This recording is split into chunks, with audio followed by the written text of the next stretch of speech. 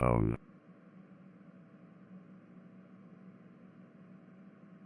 What up, though? And welcome to BoomTown After Dark. Allow me to introduce myself. I'm your host, G Ray, and I'm so excited that all of you have tuned in today. The goal is to inform, educate, and entertain. On today's show, we'll have a conversation concerning the problem of black on black crime, which is plaguing our urban communities across the globe.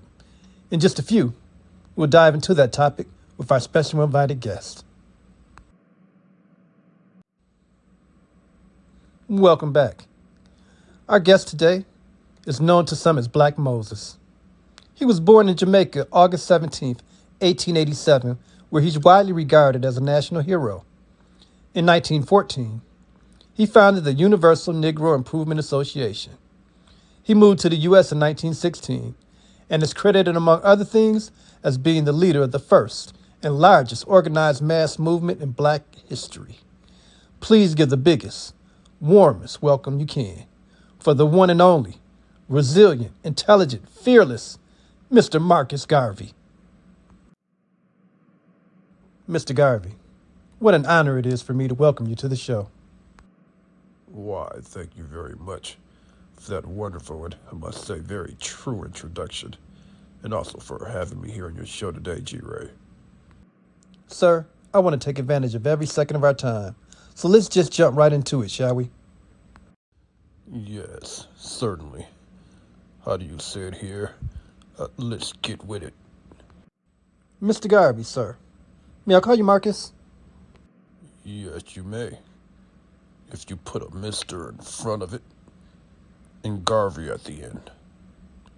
Ah, no one warned me you had a funny side.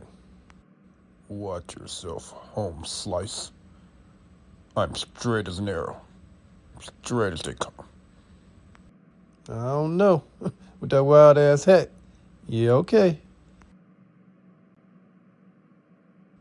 Look here. Don't test me. Trust and believe. I still got hands, son. Sorry. Just jokes, sir. I don't want any problems. I want to stop the violence. And plus, you don't want to smoke.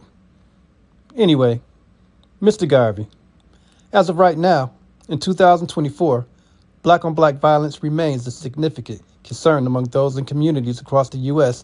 and in other regions around the world.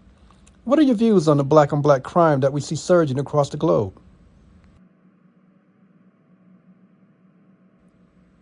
As I see it, the root cause dates back to the slave trade and how black people have been programmed and the psychological damage that still affects us today.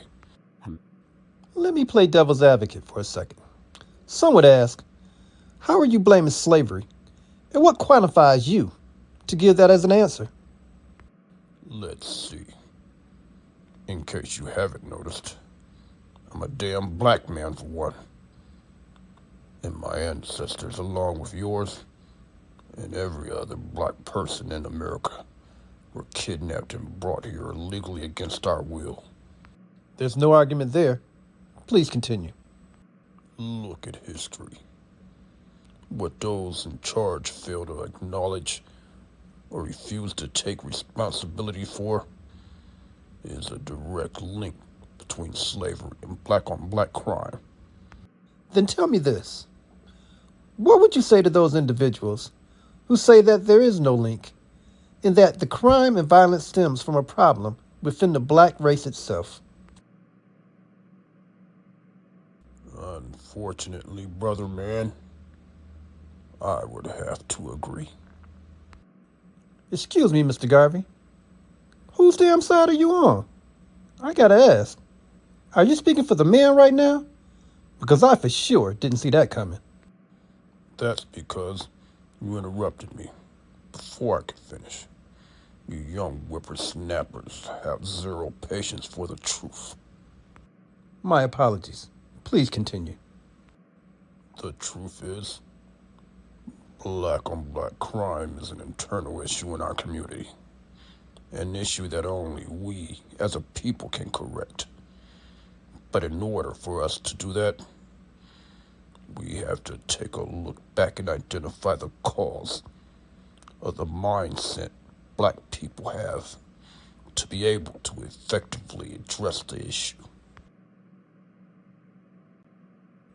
So far, I'm with you. Please go on. The psychological damage that was inflicted on our people during slavery still exists in our DNA today. We were taken from our homeland in chains and shackles, families separated. We were sold at auction like animals.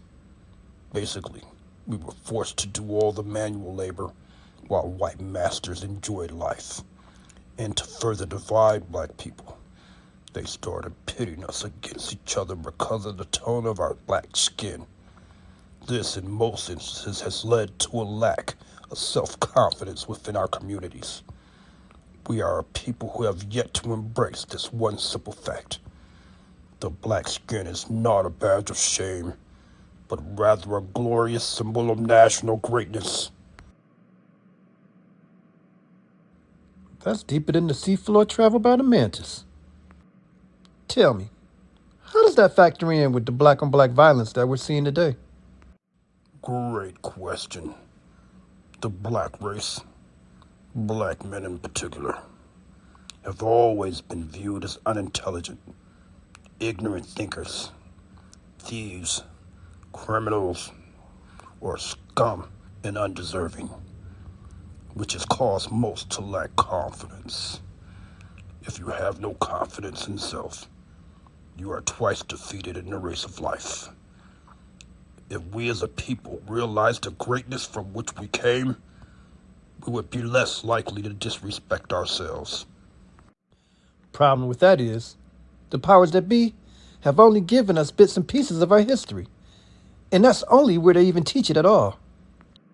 Well, there's a reason why they didn't want black people to learn to read.